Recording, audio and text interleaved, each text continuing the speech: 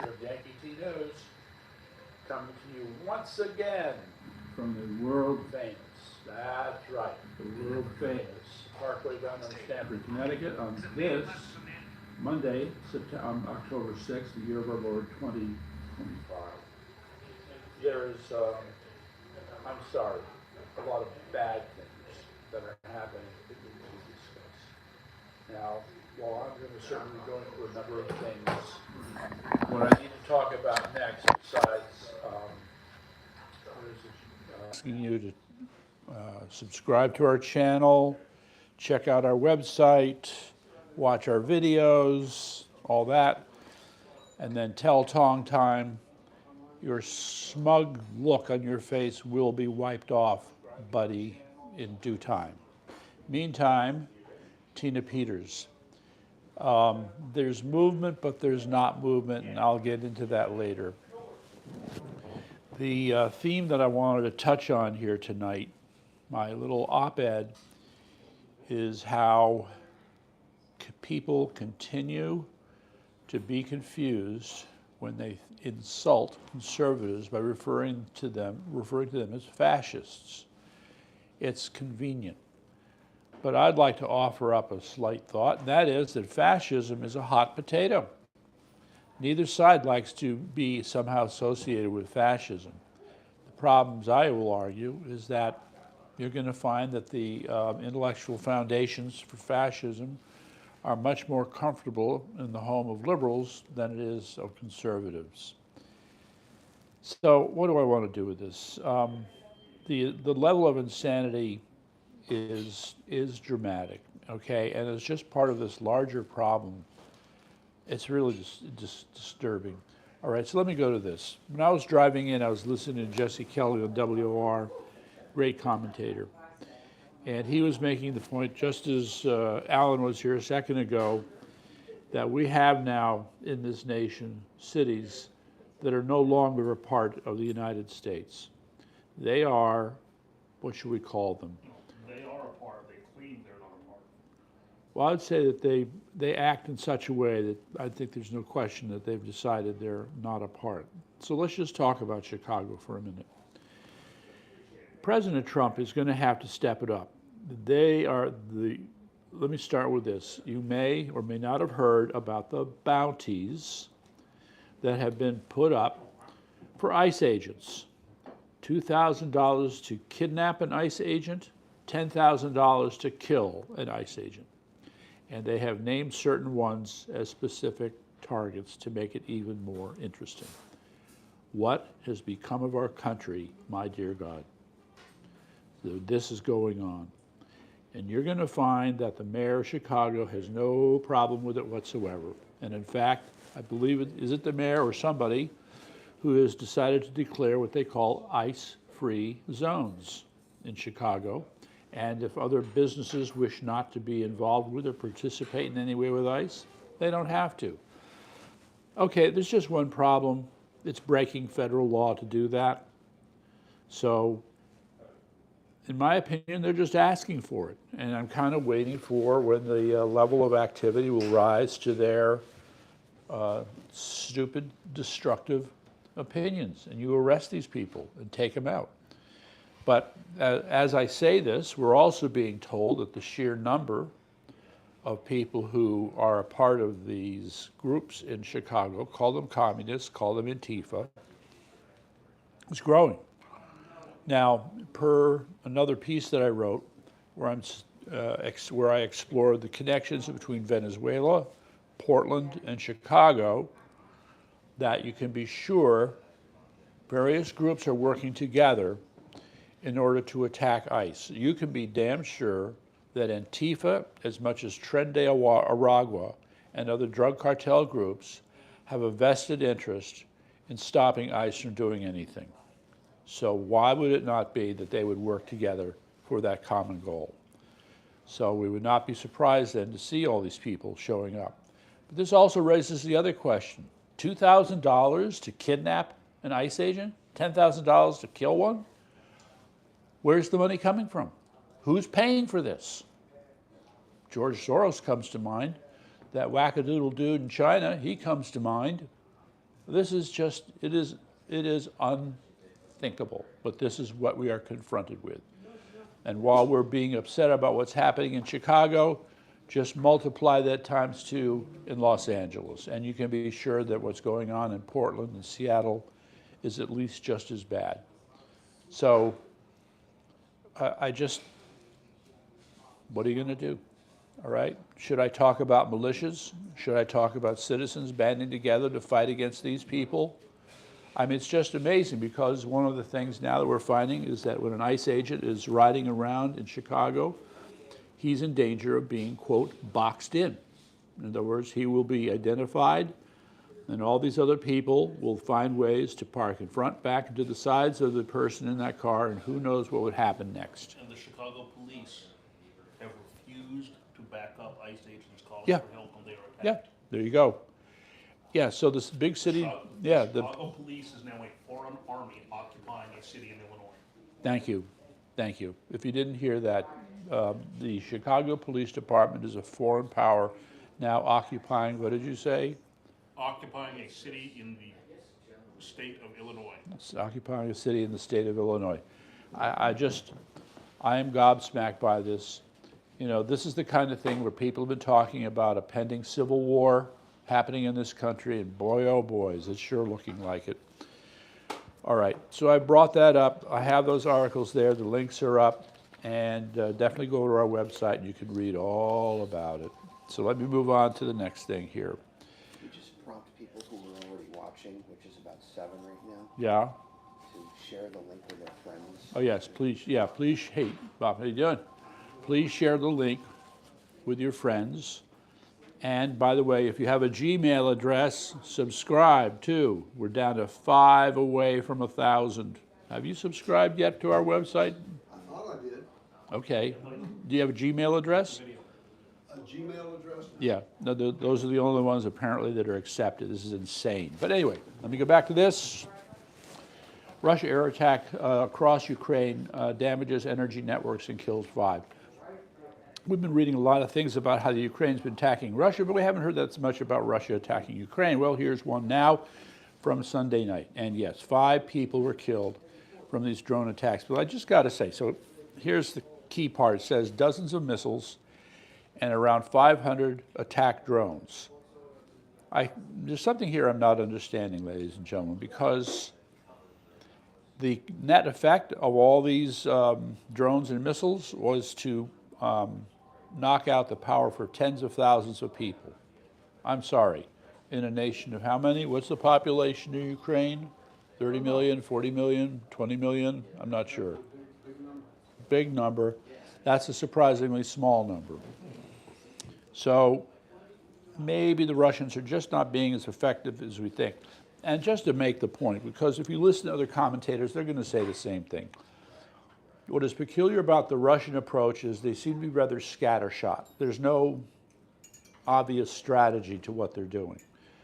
The Ukrainians, on the other hand, seem to plan out further ahead and know exactly where they need to hit, and they hit it. Okay? So, and then it just goes on from there.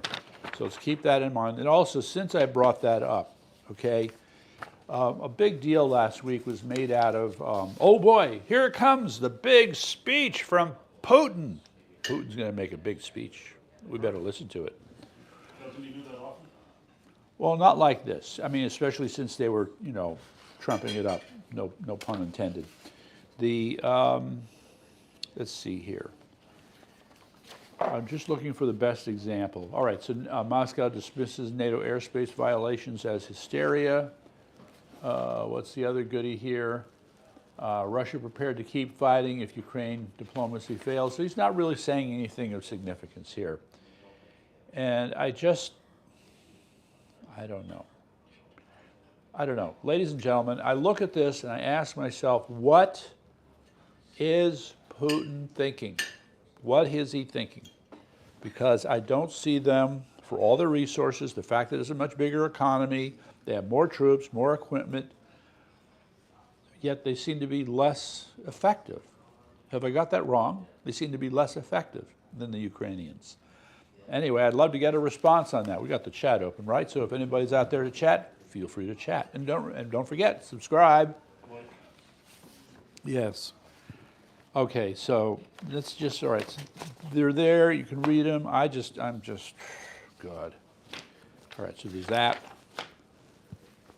The rich get richer. Now, when we say this, that the rich are getting richer, here's the headline. The wealth of the top 1% reaches a record $52 trillion. Does that mean everybody else is getting poorer?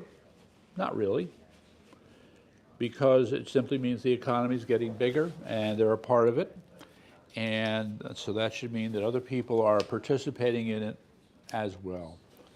All right, where do I want to jump to next? Okay, I'll save that for last.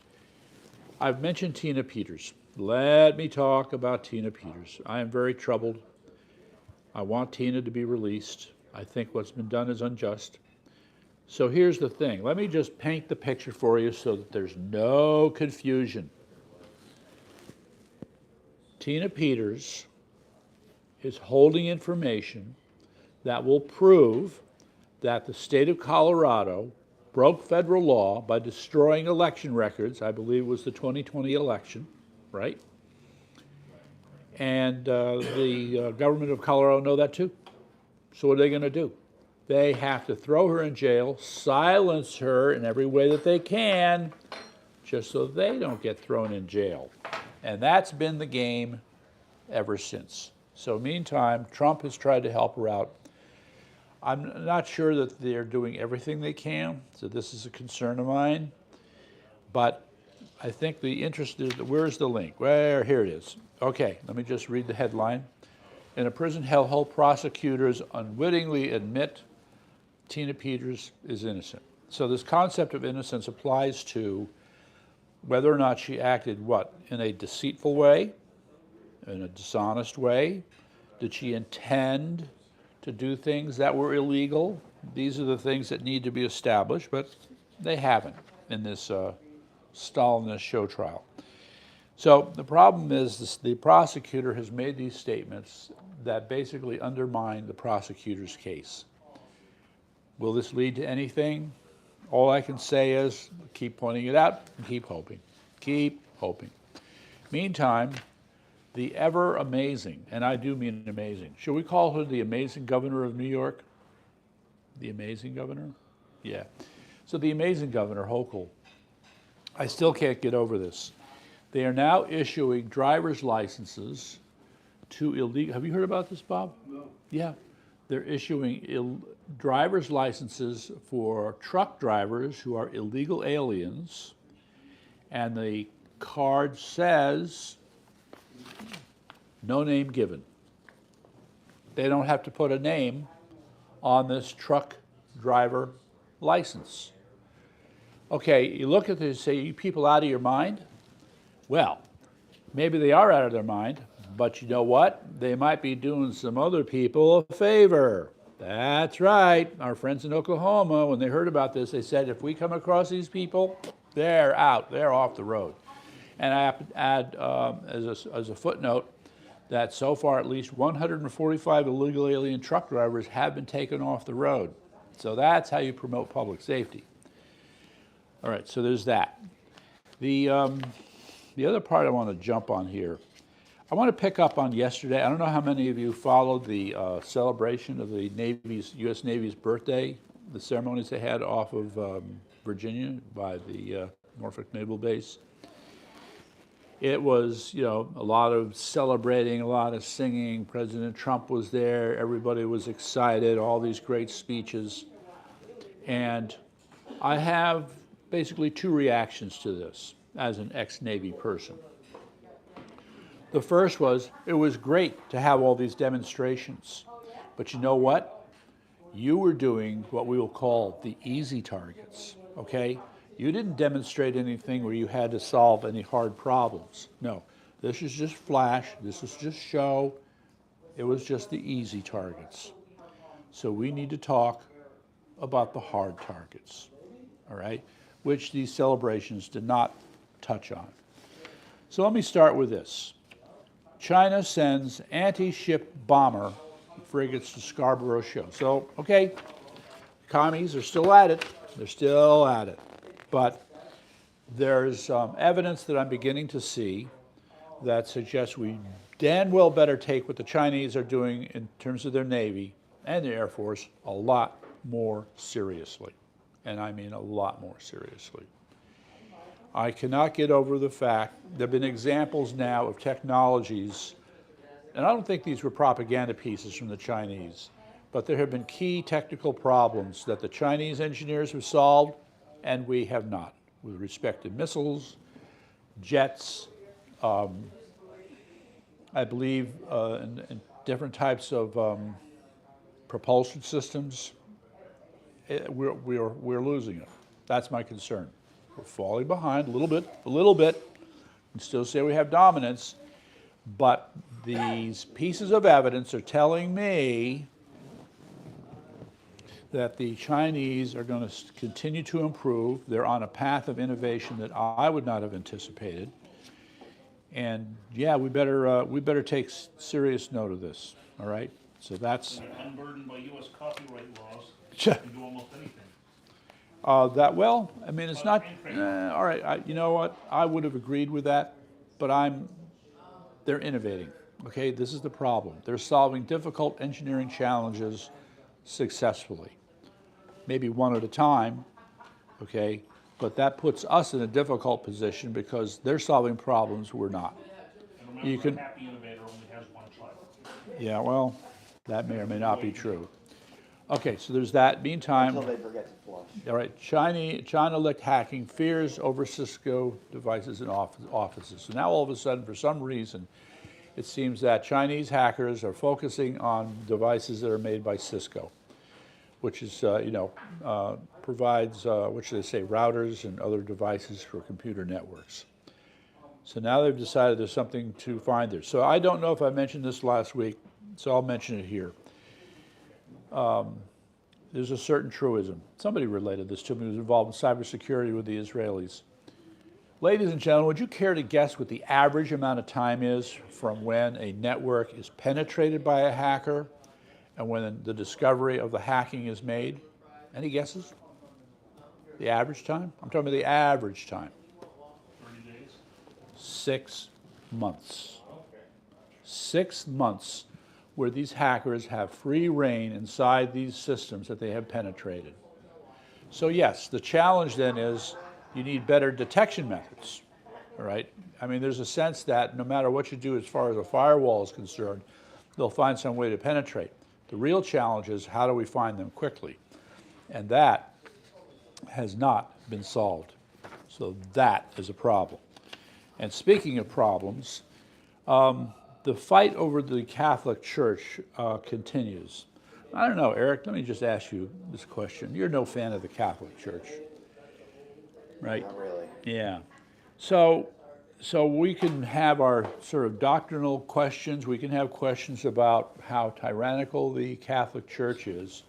But what are we supposed to think now when you have a headline like this? The queer Catholic group trying to reclaim the church? This has been going on for some time. But this article is suggesting that the LGBTQ crowd is getting a little more aggressive in terms of trying to change the church's attitudes. Are we talking about the Vatican or Yeah, the the? Vatican. Well, I don't know. Ultimately, it's the James Vatican. Martin knows he has a friend in public. Well, this is part of the problem. I mean, the saying is a tree is known by its fruit. Yes. And because I've long been of the opinion that the church, the Catholic Church, is not really Christian for all intents and purposes. It's a vestigial state of, it's borrowed from Christendom, but it does a lot of things in the name of Christendom that are completely antithetical to Christendom. You're talking about the Catholic Church. Correct. Okay. Yeah. All right. So there's one, for example, Newsways ministry were very involved in early marriage equality debates. Okay, so they're still pushing this on the church. Yet at the same time, we have at least one case, if it's not in the Supreme Court, it's heading to the Supreme Court, that's going to call into question the rulings that were made, 15, 20 years ago, allowing gay marriage. Well, I mean, So let's this, look this at may come back around. right. So if we look at even within the last 100 years, within the last 100 years, what's been uncovered about the Catholic Church, all of the priest pedophilia, which little to nothing has been done about. They've just, what they do is they shift and they move, priests and Right. clergy around from parish to parish and whatever. Well, they have a more fundamental problem, that is being able to draw priests who are not gay. You have a gay culture that's Well, I all think, and throughout part of their- this their is stemmed clergy. from the idea that a priest, at least once upon a time, had to take a vow of celibacy. But the biblical problem with that was, I mean, I think it was Paul that said it were better for a man to marry than to burn with desire, because, and what he was addressing with that was, most people have not overcome the flesh and sin, and so until people overcome the flesh We're and up sin, to 8 billion and counting here? right? Yeah, okay. Paul was of the opinion that it's better for somebody, if you're going to, if you haven't overcome those things, you work through those challenges under the auspices of marriage. Sure. Or through, and that's what that's part of the provision of marriage, is working through So that spiritual problem. just so we're clear to your audience, I tend to be more of a traditionalist. I'm not liberal in my values with respect to the church in any sense of the word. And traditionalists have to push back a lot harder against these things that are going on. All right, now I need to switch. Time to switch. Has anybody heard, oh, wait, are you able to look up a phrase for me? Sure. Liberation tolerance. Jesse Kelly was very concerned about this phrase, liberation tolerance. We'll find out. Meantime, we got these other issues that are beginning. All right, I am not a fan of the current generation of AI. They have so many problems. Okay, we've talked about hallucination, we've talked about false references, we've talked about all these problems, okay? And none of that has really gone away. So now we've got a new term. Hi. The new term is AI slop. Okay, well, AI, have you heard AI slop, Eric? Yeah, so it's turning out that, well, I'll give you an example you easily recognize. So you have some of these services that will provide generative images for you, such as with Wix, and those images are crap. Is that a fair statement? Some do better than others. Okay, well, however, the problem is there are a lot that are doing a bad job. And so what happens is they produce something that's supposed to be useful, that then other people have to fix it and massage it until it can be used.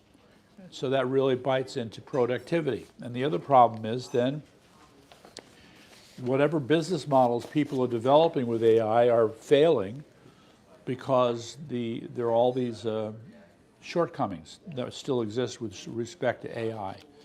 Business models are not delivering on the productivity gains. You have these problems that they have to backtrack and deal with. It's kind of strange because you have people, of course, who are true believers in what AI can do, and so they'll keep touting these things, but then they have to be reminded that some of the things they're singing the praises of are not nearly quite where they need to be. AI-generated code, nope, sorry. The programmers have to go back and clean up a lot of that AI-generated code, so it doesn't really save you that much time. And see if I can give you a couple other things here.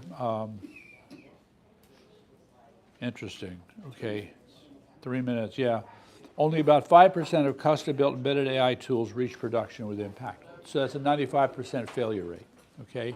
That should tell you all that you need to know. Anyway, so all of that said, you still have these high-level initiatives, such as where the federal government supposedly supporting AI. We've had President Trump deciding to buy 10% of Intel, and then they're looking at doing some similar things, all in the interest of keeping America competitive while the Chinese supposedly forge ahead. But like I said, with respect to military technology, same point applies to AI. We have to treat what the Chinese can do very seriously. All right, so let's see. What do I? Yeah, I mean, just another version of this. There's a journalist named Nick Sorter who got arrested in Portland the other night. Did you hear about that, Alan? And it was just crazy because he was the one who was assaulted, but he got arrested. This is the same thing that's been happening in England. Okay. He kept slamming his face in those people's fists. Yes. They couldn't hurt him enough. Yeah, it's just, yeah, it's crazy.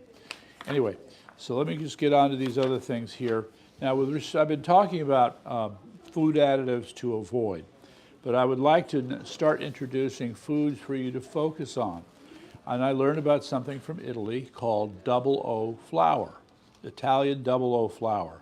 So they'll talk a lot about how to use it in pizza, but the point is that it doesn't have the additives such as potassium bromide that you find in American flour. Now, there is an American manufacturer considered as well as King Arthur flour, but I put up all the bits and pieces here for you to go investigate what Italian double O flour is all about. I argue that it's particularly healthy. Okay, so that is pretty much it. I'm done. Thanks.